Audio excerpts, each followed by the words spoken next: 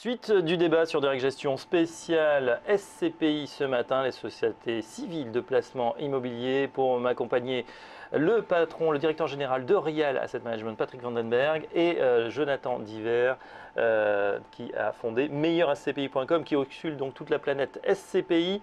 On va parler, messieurs, de l'aspect pratique, si on a envie effectivement de profiter de ce formidable rendement, formidable avec les taux actuels évidemment, 5,2% en 2015 pour Pierre Val Santé. Pratiquement, comment ça se passe, Patrick Vandenberg? La souscription, le prix de la part, donc Pierre Val Santé, c'est 1000 euros. Donc la souscription, la première souscription initiale, c'est 5 parts, donc 5000 euros. Après, effectivement, on peut s'endetter, on peut financer des souscriptions à crédit, et on peut faire du démembrement aussi.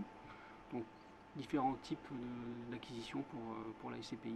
Alors démembrement, là ça devient complexe, il va falloir nous expliquer, on est un spécialiste sur ce plateau. Oui. Jonathan Diver, comment faire pour évidemment participer à ce formidable essor des SCPI et profiter de ce rendement qui, on l'a vu dans le temps, hein, on a démarré au début des années 2000, on était à plus de 8%, on est à 5 aujourd'hui et ça risque de durer même si ça s'érode légèrement.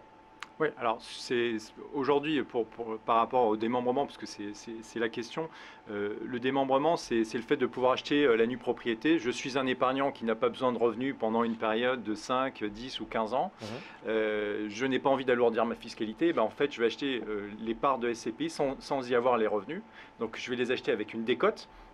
Généralement sur 10 ans, la décote, vous payez 66% au lieu de payer 100% du prix de la part. Et pendant 10 ans, vous n'avez pas de revenus.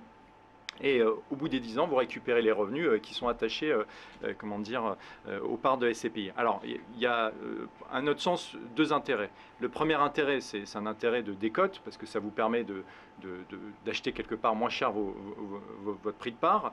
Et puis, un intérêt de fiscalité. Et sur l'intérêt de fiscalité, il se décompose en deux parties. La première partie, c'est que vous n'avez pas d'impôt sur le revenu et pas de prélèvements sociaux. Parce que c'est vrai que quand vous détenez en direct, vous avez l'impôt sur le revenu et les prélèvements sociaux qui sont quand même importants. Et c'est la petite cerise sur le gâteau, mais pour nous, ce n'est pas l'élément déclencheur. C'est que pour les personnes qui sont soumises à ISF, l'investissement en nue propriété de part de SCPI sort de votre base imposable ISF. On n'est pas taxé dessus. Voilà, on n'est pas taxé sur cette partie-là. Mais pour nous, ce n'est pas l'avantage principal. Parce que même pour des épargnants qui ne sont pas soumis à l'impôt sur la fortune, la nue propriété a un réel intérêt et on voit régulièrement dans nos simulations qu'on peut avoir un rendement presque meilleur en nue propriété qu'en détention en direct. D'accord, en nue propriété. Ça veut dire par contre que pas de revenus pendant 10 ans, donc c'est idéal si on prépare par exemple un projet de retraite ou des compléments de revenus qu'on n'a pas besoin tout de suite de ces revenus. C'est bien ça? Exactement. Généralement, ça s'adresse, on va dire, à des épargnants qui se projettent dans un objectif d'avoir des revenus pour la retraite, parce que la pierre papier, la SCPI, c'est vraiment le placement retraite. Vous avez des dividendes qui vous sont versés trimestriellement. Donc je suis à 5, 10 ou 15 ans de ma retraite. J'ai envie de me dire que le jour où je pars à la retraite, j'ai des revenus complémentaires, je peux investir en nue propriété parce que je dispose de cash immédiatement et avoir mes revenus à terme à la fin du démembrement. Alors bien sûr, c'est très difficile de prévoir l'avenir, prédire l'avenir. Quand on regarde le graphique, effectivement, les rendements de 2000 à 2015, ça s'est érodé donc de 8% sur les années 2000 à aujourd'hui environ 5%. Si on suit votre plan, Jonathan Diver, dans 10 ans, est-ce qu'on n'aura pas perdu encore 2 à 3%? Est-ce qu'on ne sera pas avec des rendements trop bas finalement pour profiter enfin de son investissement? Alors, ce qui est important, c'est sur ce graphique qui est tout à fait pertinent, mais il faut vraiment rappeler que les valeurs de part ont augmenté en fait pendant toute cette période-là. Et quand on compare, ce sera intéressant de la prochaine fois, quand on viendra, on mettra le rendement moyen des fonds euros, de le corréler par rapport au rendement moyen des fonds euros. Ce qu'on voit, c'est que voilà, cette appréciation du prix de part, le dividende n'a pas baissé, voire il a augmenté en fait régulièrement, et c'est la valeur de la part qui pour le coup a augmenté. Ce qu'on voit. Donc du coup le rendement baisse parce que la part augmente. Voilà, exactement. Si la part était constante, on aurait peut-être une accélération ou une stabilité en tout cas du rendement. Exactement. Si le prix de la part était resté constante, on aurait même presque une augmentation en fait des rendements pour certaines SCPI parce que voilà, les loyers étaient peut-être inférieurs, surtout pour les SCPI de commerce. les loyers étaient inférieurs il y a 10-15 ans aux loyers d'aujourd'hui. Voilà. Donc, quand Patrick Vandenberg nous dit voilà le prix de la part c'est 1000 euros, ça veut dire qu'aujourd'hui la part augmente au fur et à mesure. On va avoir dans 2 ans, dans 3 ans peut-être une part à 1100, 1200. L'augmentation de la part il va corroborer au prix de l'expertise immobilière, donc des actifs immobiliers. Donc en fait, effectivement, si on a bien acheté, bon, je pense pas qu'il y ait des variations très importantes, mais ça devrait effectivement logique, c'est logique que ça augmente, oui. Voilà. Dans le contexte de marché, on a vu tout au long de l'année 2015 des revalorisations de prix de part, plus 1, plus 2, plus 5, plus 7% de revalorisation. Nous, ce qu'on anticipe, et je vous le dis vraiment aujourd'hui, ce qu'on anticipe, c'est que à fin 31 décembre 2015, il va y avoir encore des experts immobiliers qui sont indépendants, alors, qui valorisent en fait les actifs immobiliers, dans le contexte où on voit que les taux de rendement d'acquisition immobilier se contractent, se compriment, et les expertises en fait vont s'améliorer.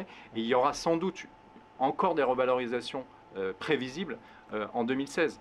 Alors on l'a vu notamment sur les bureaux, on a eu des années de vache maigre on va dire, c'était compliqué dans les années trou d'air 2008-2009 avec la crise finalement où plus personne voulait investir, ou peut-être là il y avait une expertise qui disait bah non votre bureau il vaut pas très cher parce qu'il y avait un trou d'air aussi dans l'économie. Est-ce que ça peut arriver sur un secteur comme la santé, ou est-ce que vous vous sentez plus protégé, Patrick Vandenberg?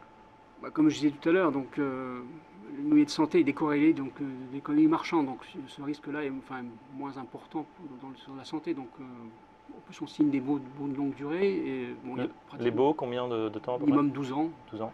En Allemagne 30 ans, 25 ans. Donc une pérennité des cash flows. Donc moi je suis moins inquiet là-dessus. Moi, ce que je dirais, je compléterais, c'est qu'en 2008-2009, les SCPI, elles ont continué d'investir. Et elles ont capté des super bonnes opportunités. Je me souviens d'une SCPI qui avait acheté un immeuble qui était situé boulevard Haussmann sur un rendement de 6%. Très bien situé à côté de l'église Saint-Augustin. Et ce rendement de 6%, aujourd'hui cet actif il serait vendu sur un rendement de 4,5%. Ouais, c'est ça, ouais. 4,5%. Donc la SCPI, le gérant, il continue d'investir régulièrement, de collecter. Et en fait, quelque part, quand on investit en part de SCPI, le gérant il va permettre de lisser un coût moyen d'achat immobilier sur l'ensemble de son portefeuille. On le voit justement dans la rentabilité régulière qui a même augmenté, ça c'est curieux, en 2009, peut-être à cause justement de l'actif qui baissait. Ça veut dire qu'on est quand même immunisé contre des variations trop brusques. On parle beaucoup finance, on parle beaucoup de bourse sur TV Finance, donc on suit les soubresauts du marché. On a eu un trou d'air quand même là aussi assez important en fin août, début septembre. Est-ce qu'on voit, on n'a pas la même volatilité sur des actifs immobiliers? C'est sûr que la volatilité des parts de SCPI, elle ne suit pas du tout. Mais ça veut dire aussi, malheureusement, enfin heureusement ou malheureusement, qu'on ne peut pas en sortir aussi facilement. Alors, c'est sûr que de toutes les manières, on est sur un placement qui est un placement longue durée. C'est minimum, il faut avoir 8 ans d'investissement en tête. Et généralement, pour vous dire, nos clients, ils les gardent 25 ans, 30 ans. Jusqu'à la fin de leur vie. Oui. Et puis ça permet de transmettre son patrimoine aussi à ses enfants. On peut donner la nue propriété des parts de SCPI, donc commencer à transmettre son patrimoine tout en conservant les revenus à ses enfants. Demain, vous donnez la nue propriété à vos enfants, vous avez envie de conserver les revenus pour votre retraite, et vous pouvez donner la nue propriété. Donc c'est aussi un bon outil de transmission. Et ça, c'est vrai que c'est important. Donc, on mêle effectivement des outils de fiscalité, de patrimoine, d'optimisation et sur un secteur porteur. Pierre Valsanté, on l'a dit, une grande réussite. On voit effectivement les chiffres qui augmentent au niveau de la collecte. Ça ne se dément pas, ça accélère même. Aujourd'hui, effectivement, c'est vrai que c'est peut-être encore méconnu. Quels sont les ressorts pour collecter encore plus, pour avoir des nouvelles acquisitions, pour faire de nouvelles acquisitions, Patrick Vandenberg? Les ressorts, effectivement, c'est déjà le rendement qu'on avait annoncé et qu'on tient. Maintenant, ça, il attire naturellement finalement. Oui, c'est votre mais bon, en plus, un secteur, donc la santé, qui est vraiment un secteur porteur. En plus, encore une fois, je me répète, mais décorrélé des économies marchandes, donc effectivement moins fluctuant, enfin moins soumis à la conjoncture. Et puis, oui.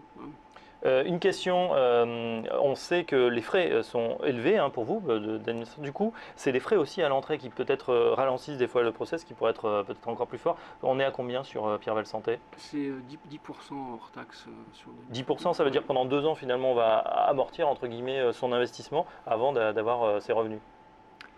C'est vrai que vous avez des frais qui sont importants. Maintenant, ces frais, si on les compare à des frais de notaire, des frais aussi d'agent immobilier, si demain vous achetez un appartement, et aussi, j'allais dire, toute la technicité. C'est-à-dire que quand on voit la réglementation immobilière qui évolue au quotidien, les marchés qui évoluent au quotidien, en tant que spécialistes, on se sent plutôt à l'aise. Mais quand vous n'êtes pas un spécialiste, c'est peut-être un peu mieux de faire confiance à un gérant qui va faire l'idée mieux que la moyenne et qui va quelque part sécuriser votre investissement immobilier. Il y a trop d'épargnants qui ont fait quelque part des erreurs en investissant en immobilier en direct et qui s'en sont mordus les doigts et qui auraient mieux fait d'investir un petit peu chez différents gérants en SCPI et ils auraient une performance qui aurait été nettement supérieure.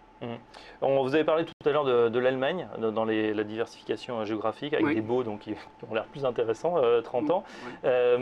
C'est une cible pour vous, c'est ce pays, notre voisin, qui est important ou il y en a d'autres justement, Italie, Espagne? Effectivement, on a une stratégie pan-européenne. Bon, l'Allemagne, effectivement, parce que c'est le deuxième pays avec la population la plus âgée dans le monde, donc effectivement, logique qu'on aille investir dans ce pays. Et puis, il y a d'autres pays, toute l'Europe, de toute façon la vieille Europe, l'Italie, l'Espagne, les Pays-Bas, le Benelux, où effectivement sont des cibles potentielles pour Pierre-Val Santé. Donc, dans les années à venir, effectivement, on sera amené à investir dans ces pays. Oui. On a vu effectivement que sur les bureaux aussi c'était pas mal, souvent des offres plus compétitives, l'immobilier un peu moins cher.